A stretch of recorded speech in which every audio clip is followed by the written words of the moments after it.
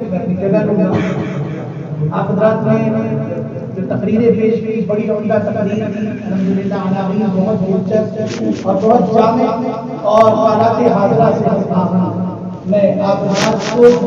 Programme کی پیش فرمائی پر اور جس مرتب انداز میں آپ نے پیش کیا ہے اس پر میں مبارکباد دیتا ہوں. اللہ تعالیٰ مزید کی توفیق عطا فرمائے اور آپ کی کاوشوں کو قبول فرمائے. آپ حضرات جانتے ہیں کہ خطابت یہ وہ عظیم فن ہے جس کا اسلام کے اندر ایک بڑا اہم مقام کائنات عالم بلکہ عالم انسانیت کے سب سے بڑے خطیب بلکہ افصح سید الانبیاء والمرسلین حضور اکرم صلی اللہ علیہ وسلم ان سے بڑا فصیح ان سے بڑا خطیب کائنات میں آج تک نہیں. ذرا تصور کیجئے غزوہ حنین کا موقع ہے 13,000 کا لشکر ہے آپ کے ساتھ اور پھر سارے منتشر ہو جاتے ہیں. آپ صلی اللہ علیہ وسلم بڑے اطمینان کے ساتھ بڑے سکون کے ساتھ اپنی سواری پر تشریف فرما پوری جرأت کے ساتھ اور پورے عزم کے ساتھ اور پورے یقین اور پورے اعتماد کے ساتھ فرماتے ہیں انا النبی لا کذب انا ابن عبد المطلب. یہ جملہ اتنا جامع جملہ کہ اس جملے نے انقلاب کرتا ہے. وہ لوگ جو منتشر ہو رہے تھے ان کے اندر ایسا انقلاب برپا ہوا وہ تمام کے تمام آپ کے ارد گرد جمع ہوئے. اور پھر اس کے بعد آپ دیکھیے اس موقع کے اوپر جب فتح مکہ کے موقع پر آپ صلی اللہ علیہ وسلم خانہ کعبہ کی چوکھٹ پر تشریف فرما ہے. ایک مجمع آپ کے سامنے ہے. آپ صلی اللہ علیہ وسلم نے جس اعتماد کے ساتھ جس یقین کے ساتھ جس امید کے ساتھ جو خطاب فرمایا ہے تاریخ عالم کے اندر آج رقم میں تا قیامت ہمارے لیے مشعل راہ ثابت ہے. صلی اللہ علیہ وسلم نے ان تمام چیزوں کو جو ماضی کے اندر ہوئی جو سازشیں آپ کے خلاف رچی گئی ان تمام کو بھلا دے ہوئے آپ نے فرمایا لا تثریب علیکم اليوم اذهبوا وانتم الطلقاء. تو یہ جامع خطاب یہ جامع جملے آپ صلی اللہ علیہ وسلم کے ہم انہی کے وارث ہیں. ہم انہی کے نقش قدم پر چلنے والے ہیں. ہمارا یہ دعویٰ ہے کہ ان کی امتی لہذا ہمارے لیے ضروری ہے کہ دیگر اوصاف کے ساتھ ساتھ اس وصف کو بھی اپنے اندر پیدا ہے. ابن جاہز نے کہا ہے کہ خطابت دراصل فصاحت و بلاغت کا ایک ذریعہ اور بلکہ ارسطو نے تو یہ کہہ دیا کہ یہ جو خطابت ہے یہ جادوگری اس کے ذریعے آپ قلوب کے اوپر حکمرانی کر سکتے ہیں. لہذا جہاں آج بات کی ضرورت ہے کہ آپ دین کی خدمت میں اپنے علاقوں کے اندر مختلف انداز سے انجام دیں وہیں اس بات کی بھی از حد ضرورت ہے کہ آپ خطابت کے ذریعے مواعظ کے ذریعے دعوت و تبلیغ کا فریضہ ادا کریں. اس کی آج انتہائی ضرورت ہے. حضرت تھانوی علیہ الرحمہ نے لکھا ہے کہ اگر آپ اس خطابت کے فریضے کو انجام نہیں دیں گے تو جہلا اس کام کی انجام دہی کے لیے معلوم ہوں گے اور پھر اس کے بعد جو نتیجہ ہوگا جو خرابیاں ہوں گی اور جو خرافات اور اس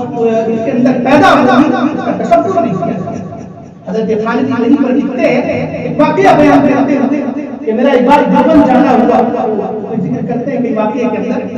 دیوبند کے اندر ایک مسجد کے اندر بیٹھ گیا. وہاں خطیب صاحب کوئی عالم نہیں تھے. خطیب صاحب خطاب کر رہے تھے اور خطاب کرتے کرتے انہوں نے ایک آیت پڑھی یا ایھا الذین آمنوا اذا نودی للصلاۃ من یوم الجمعہ فاسعوا الی ذکر اللہ وذروا البیع ذلک خیر لکم ان کنتم تعلمون. اور پھر اس کے بعد انہوں نے ترجمہ کیا کہ ایمان والو جب جمعہ کی اذان ہو جایا کرے تو نماز کے لیے دوڑ جایا کرے اور اپنی دکانوں پر اور اپنے گھروں پر تعلیم دیا. یعنی تعلیم کا ترجمہ انہوں نے دیا کہ تعلیم یہ جہلا ہے. پھر حضرت تھانوی ایک جگہ لکھتے ہیں اسی طرح ایک موقع کے اوپر میں اسی خطیب صاحب کے خطاب کو سن رہا تھا تو وہ کہہ رہے ہیں ان شر الوسواس الخناس خطاب کرتے ہوئے کہہ رہے ہیں وہ خطیب صاحب کہ یہ جو وسواس ہے اس کے اندر آیت کے اندر یہ وسواس شیطان کا ہے اور یہ جو خناس ہے یہ شیطان کا بڑا بھائی برادر خانوی کہتے ہیں کہ صرف بات میں ختم نہیں ہوئی بلکہ ان کے خطیب صاحب نے ایک واقعہ گڑھا اور میری موجودگی کے اندر وہ واقعہ سناتے رہے اور تقریباً آدھا پون گھنٹہ مجھے اس کو برداشت کرنا یہ اس طریقے سے فساد اور بگاڑ پیدا ہوا اگر آپ نے اس میدان میں نہیں تھا آپ کے لیے جہاں یہ لازم ضروری بلکہ فرض ہے کہ آپ دین علوم کے اندر جس کو حاصل کرنے کے لیے آپ یہاں آئے ہیں اس کے اندر محنت کریں اسی کے ساتھ ساتھ یہ سمجھ لیجئے اس خطابت کو حاصل کرنا اور لوگوں کو موعظت اپنے مواعظ کے ذریعے اپنے خطاب کے ذریعے راہ مستقیم پر لانا یہ آپ کے اوپر فرض کفایہ ہے اگر آپ کے علاقے کے اندر کوئی خطیب صاحب وہاں پر مواعظ یا موعظت یا خطابت کا فریضہ انجام دے رہے ہیں تو پھر آپ تدریس کے اندر لگ سکتے ہیں لیکن اگر وہاں پر بات کرنے والا نہیں ہے کوئی وہاں پر خطابت کرنے والا نہیں ہے لوگوں کی اصلاح کرنے والا نہیں ہے تو ایسے موقع کے اوپر جہاں پر آپ پر یہ ذمہ داری ہے کہ آپ تدریس کا فریضہ انجام دیں وہی آپ پر یہ فرض کفایہ کے درجے میں ہے کہ آپ قوم کو جہاں آپ رہتے ہیں وہاں کے لوگوں کو راہ لانے کے لیے خطابت کا اور موعظت کا ذریعہ اپنائیں اور اس کے ذریعے آپ دعوت و تبلیغ کا فریضہ تو بہرحال بات طویل ہو گئی مجھے اتنی لمبی بات نہیں کرنی تھی کہنے کا خلاصہ مقصد یہ ہے کہ آپ حضرات اس میدان کے اندر بھی محنت کریں اور محنت کے ذریعے دعوت و تبلیغ کا فریضہ انجام دیں تاکہ کل اسلام کا اور دین کا مستقبل آپ ہی بنے اور آپ ہی اس دین کی اشاعت کریں خاص طور سے میں دربھنگہ کے طلباء جو انجمن سے وابستہ ہے بڑے عارف سے ان لوگوں کو کہنا چاہتا کہ آپ کی انجمن حضرت مولانا محمد عارف صاحب پوری علی رکھا سے ذرا ان کے احوال پڑھیے وہ صرف ایک مدرس نہیں ہے وہ صرف ایک بزرگ شخصیت نہیں ہے بلکہ ان کے ہاتھوں پر کتنے لوگوں نے اسلام قبول کیا کتنے لوگ راہیاب ہوئے اب ان کے سوانے پر پڑھیے اپنے سوانے تمام دستیاب ہیں آپ کو ان کا جانشین بننا آپ کی ڈائری پر لکھا ہوا ہے کہ بیاب یاد قاضی مجاہد اسلام صاحب علیہ الرحمہ جن کی